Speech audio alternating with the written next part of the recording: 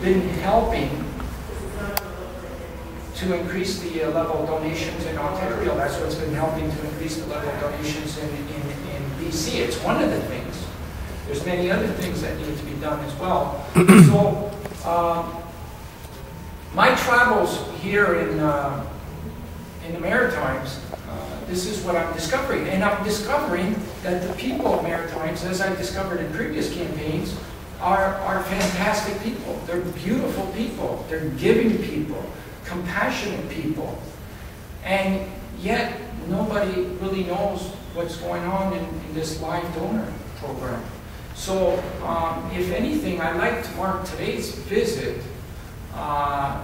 with that in mind. And this was all brought to my attention after my visit to Pictou County a few days ago.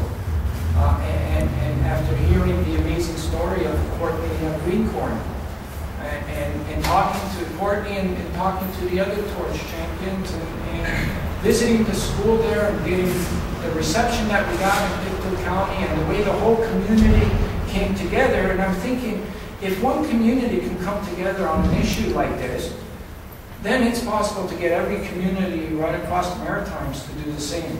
All we need is awareness. We need more activity to achieve these things.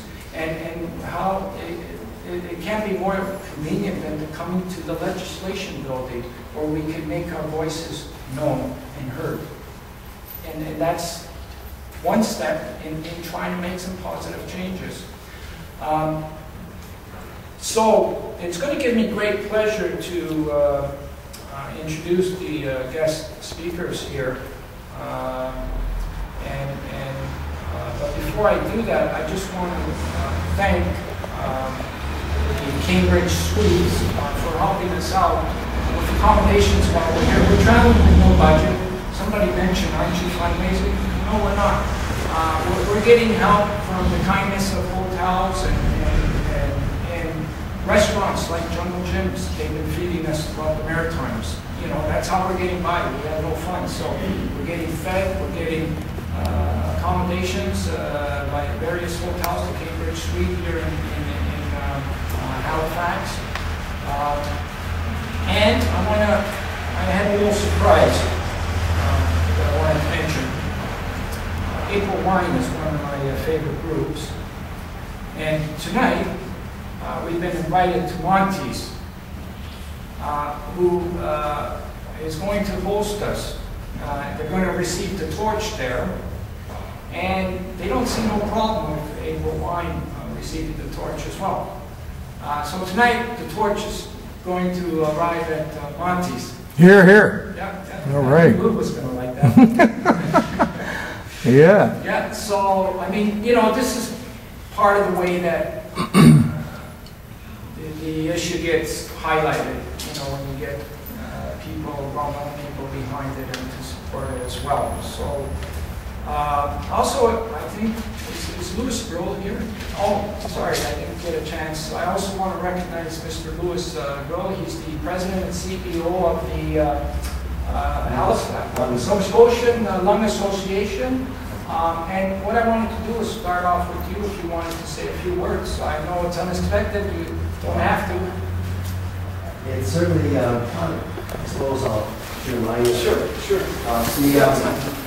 The Lung Association has really brought the issue of organ transplant to mind. Unexpected, so I'm thinking, as you know. No problem. I can't help but think of recycling, reuse. In this day and age, we're all about that in the environment. But it seems like with organs, we don't. And right now we have 5 families in Toronto waiting for lung transplants. The cost, obvious health concerns they have, the strain and the waiting. You mentioned, George, the waiting. It's unbelievable. Some are 2 months, some are 12 months. Some of the wait is simply too long, and we lose them. And it struck me because I really was aware of organ donation, but really I wasn't. And as a runner, and as a healthy person, I thought, you know, what a greater gift one can give. You work all your life to maintain your body, and then if you happen to lose it by chance, what more comforting could it be to a person if you knew you were going tomorrow, but the next day someone was going to benefit? And how comforting that would be to your family if your demise happened and they knew that you were giving a gift of life to somebody else. What comfort that would give at a time of such sadness. So I for one, am signing up. I've spoken to my wife. I've let her know my wishes. She was a little bit not surprised that the topic would come up because I wanted to make it clear that this is what I want. And I'm going to be encouraging my friends, particularly in the running community, who have healthy bodies, to consider it. It's a very personal decision, but there's no greater gift I think that a person can give than if we were to share what we have with others when we no longer need it. It's like recycling. One man's garbage is another man's treasure, and I don't think there's not a greater case than that than in the case of organ donation. So the Lung Association is going to take this cause up more so than ever. And on a personal note, we're certainly going to spread the news to our friends.